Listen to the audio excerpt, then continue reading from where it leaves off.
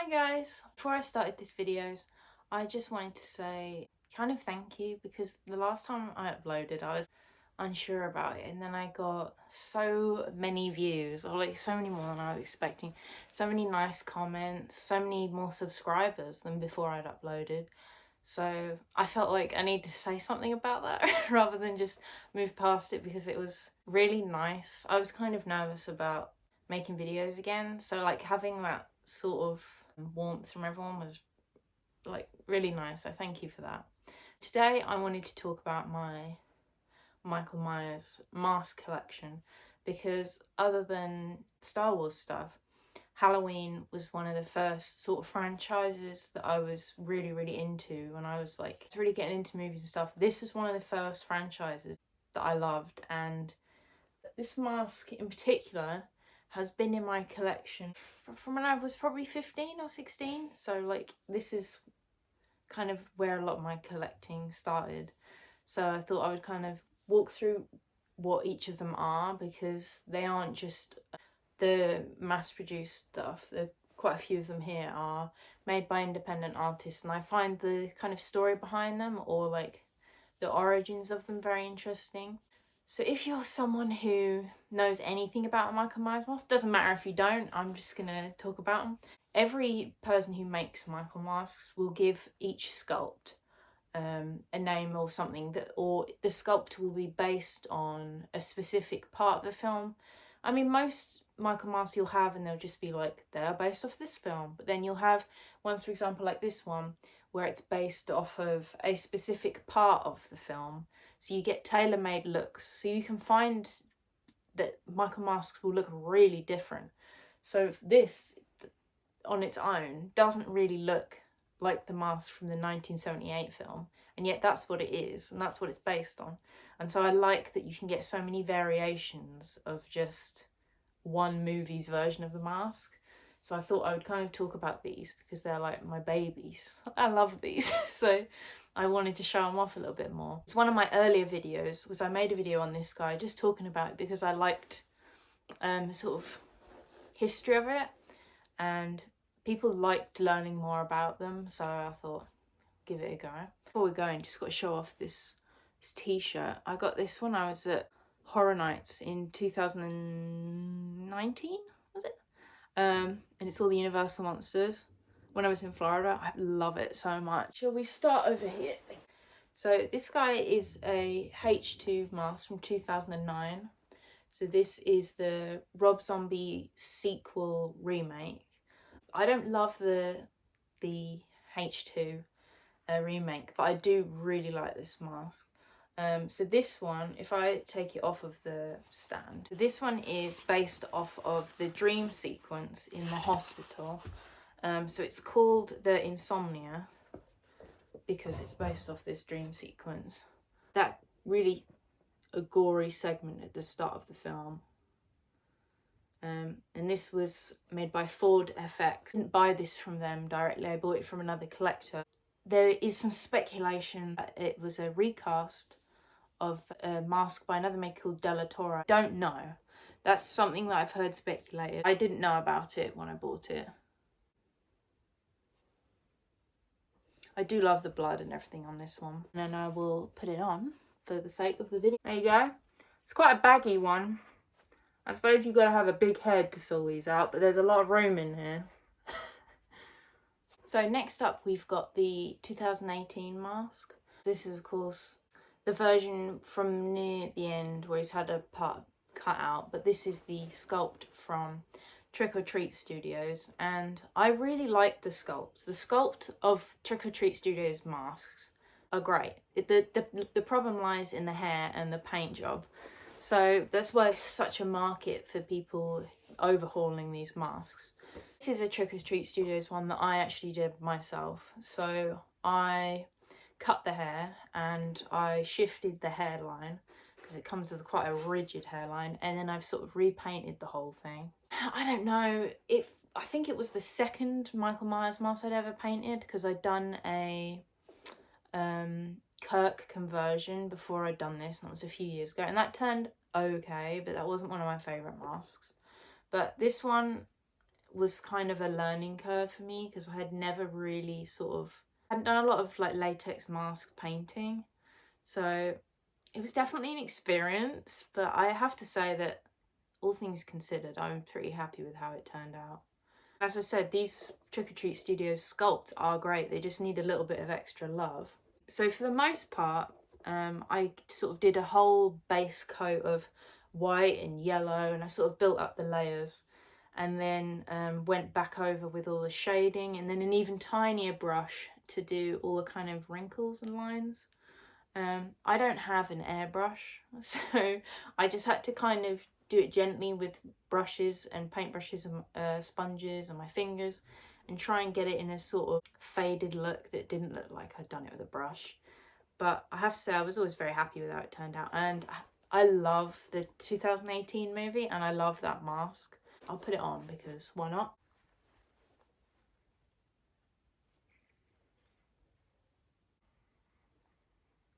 Mess my hair up every time.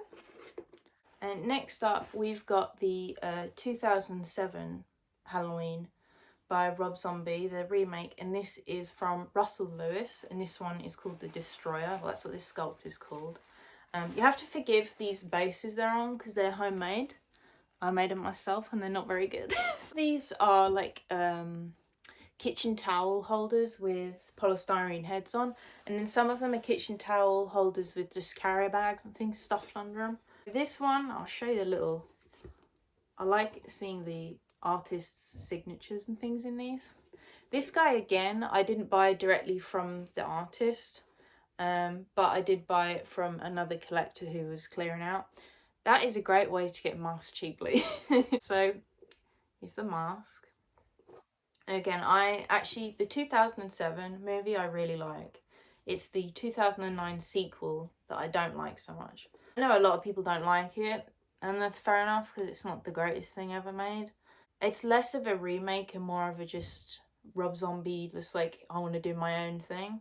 So I think once you let go of the idea of it being the same story and you sort of accept it as a completely different story, it's a fun movie. Sort of show you it's got a lot of texture, really it's like it's covered in talc or something, really dry. The hair on these is pretty gross, but I think in an intentional way.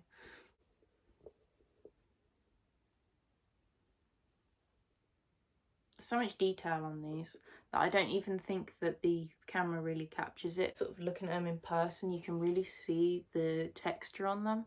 I think this one's impressive because it does almost look like aged latex, because latex has got a really weird appearance when it gets older. I think that sort of manages to capture it right at the sort of surface texture, even if you can see. But it really looks like it's ancient and it's falling apart, and I love that about it. So once again, I'm going to put it on.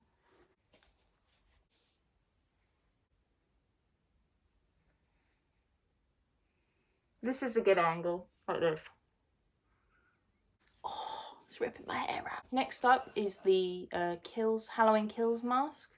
This one again is from Trick or Treat Studios, but you'll never guess what. I rehauled this one myself as well.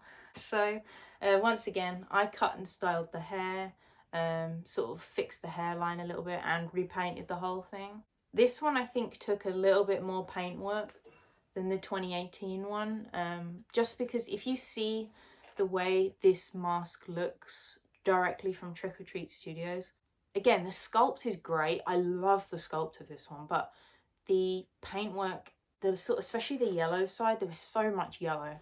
And while this mask has got a yellow tinge, it was quite a challenge, I would say, to kind of completely cover that. I think painting this one was pretty difficult because there's a lot more to it than the 2018 one, and like considering that this is probably only the third Michael Myers mask I'd ever painted, it was definitely kind of trial and error. I would paint a bit and then I think, oh, I don't really like that. And I'd paint over it again, sort of move it away and look at it and take pictures of it and think, I still don't like the way that looks. So I'd keep going over areas and tweaking them and changing them until I was really happy with the outcome. But I think art projects where you do that always turn out better because you've taken the time. They're worse when you sort of rush and you set an imaginary timeline for yourself about, I want to do it really quickly and get it done. But actually, if you just go slowly, and then you'll achieve the look that you want. I'll show you the texture. So Halloween Kills, right, is not a great film. However, this might be one of my favourite Michael Myers masks. Because I love the duality of, okay, you've got this side. This side looks pretty normal. And then you get to that side. I love a kind of two-faced dynamic. And it made it a lot of fun to paint because you had a lot of different textures and things to think about. So again, I just used acrylic paints. There's someone out there that will recommend, oh, use this instead, but yeah. And then I've used in here, there's this really great stuff that rubies make. This, I can't remember exactly what it's called, but it's like this scab blood. I bought it when I was in America, and it's only made for makeup, but actually it bonds really well to basically any surface, and it keeps this really wet look. So I've got this kind of fresh blood look, and I love that stuff. I use it on a lot of my projects. Exactly the same process. It's just covering up base colours, creating shade with washes, and then going over with a fine brush to make all the creases. Again, no airbrush. We're just going with sponges, fingers and paintbrushes and hoping for the best. Turned out pretty good considering I just used the stuff that I already have. Basically did whatever I felt like. I'll try this one on as well. I love this one. This is probably like one of my favourite masks from Trick or Treat Studios ever.